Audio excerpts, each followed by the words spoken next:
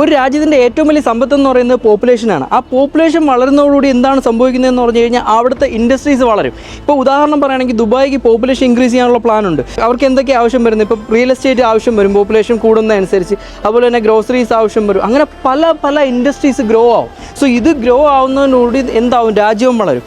So ഇതാണ് നമ്മളെ രാജ്യമായിട്ടുള്ള India മനസ്സിലാക്കാത്തൊരു കാര്യം എന്ന് പറഞ്ഞു കഴിഞ്ഞാൽ.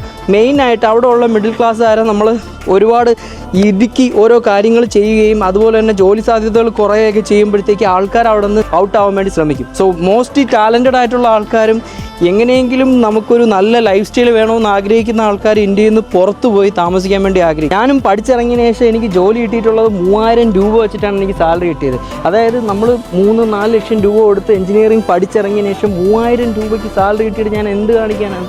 ഞാൻ അതേസമയം ദുബൈയിൽ വന്നതിന് ശേഷം എനിക്ക് ആദ്യമേ സാലറി ഓഫർ 1200 കൺവേർട്ട് ടു 20,000 രൂപയാണ് നാട്ടിലാണ്. സോ അങ്ങനെ ആൾക്കാർ അവിടെ നിന്ന് രക്ഷപ്പെടാൻ വേണ്ടി ശ്രമിക്കും. സോ അതുകൊണ്ടാണ്, അല്ലാതെ എനിക്ക് ഇന്ത്യയോട് പ്രത്യേകിച്ച് വിരോധവും കാര്യങ്ങളൊന്നും ഉണ്ടായിട്ടല്ല. നമ്മൾ യൂത്തിനെ അവിടെ പിടിച്ച് നിർത്തിയില്ല എന്നുണ്ടെങ്കിൽ ഇത് മുന്നോട്ട് പോകുമ്പോഴത്തേക്ക് ബാക്കിയുള്ള രാജ്യങ്ങളാണ് വളരാൻ പോകുന്നത്.